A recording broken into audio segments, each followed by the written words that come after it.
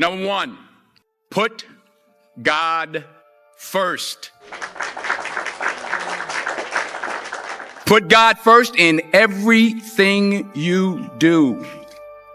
Everything that you think you see in me, everything that I've accomplished, everything that you think I have, and I have a few things, everything that I have is by the grace of God. Understand that. It's a gift. 40 years ago, March 27th, 1975, it was 40 years ago, just this past March, I was flunking out of college. I had a 1.7 grade point average. I hope none of you can relate. I had a 1.7 grade point average. I was sitting in my mother's beauty shop. They still call it beauty shops now? What they call it now? Yeah, I'll sit in the beauty parlor. I was sitting in my mother's beauty parlor, and I'm looking in the mirror, and I see behind me this woman under the dryer. And every time I looked up, she was looking at me, just looking me in the eye. And I didn't know who she was. And I said, she said, somebody give me a pen, give me a pencil. I have a prophecy. March 27, 1975. She said, boy, you are going to travel the world and speak to millions of people. Now, mind you, I flunked out of college. I'm thinking about joining the army. I didn't know what I was going to do. And she's telling me I'm going to travel the world and speak to millions of people. Well, I have traveled the world and I have spoke to millions of people. But that's not the most important thing, the success that I had. The most important thing is that what she taught me and what she told me that day has stayed with me since. I've been protected. I've been directed. I've been corrected. I've kept God in my life and it's kept me humble. I didn't always stick with him, but he always stuck with me. So stick with him in everything you do. If you think you want to do what you think I've done, then do what I've done and stick with God. Number two, fail big. That's right. Fail big. Today is the beginning of the rest of your life, and it can be very frightening. It's a new world out there. It's a mean world out there, and you only live once. So do what you feel passionate about. Take chances professionally. Don't be afraid to fail. There's an old IQ test, was 9 dots, and you had to draw 5 lines with a pencil within these 9 dots without lifting the pencil. The only way to do it was to go outside the box. So don't be afraid to go outside the box.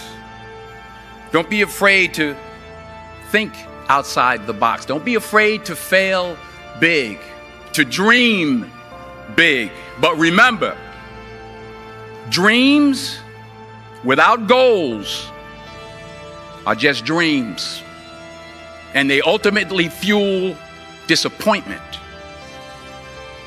So have dreams, but have goals. Life goals, yearly goals, monthly goals, daily goals. I try to give myself a goal every day. Sometimes it's just to not curse somebody out. Simple goals, but have goals. And understand that to achieve these goals, you must apply discipline and consistency.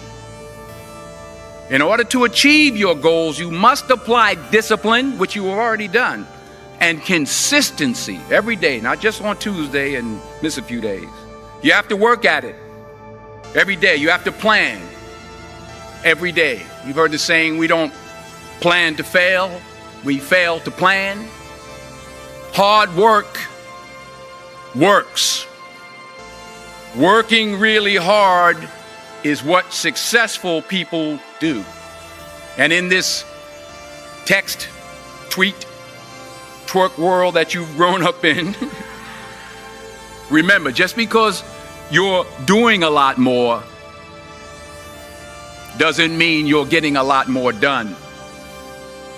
Remember that. Just because you're doing a lot more doesn't mean you're getting a lot more done. Don't confuse movement with progress. My mother told me, she said, yeah, because you can run in place all the time and never get anywhere. So continue to strive, continue to have goals, continue to progress.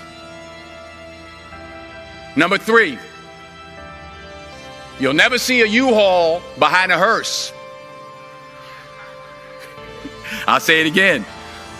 You'll never see a U-Haul behind a hearse. I don't care how much money you make, you can't take it with you.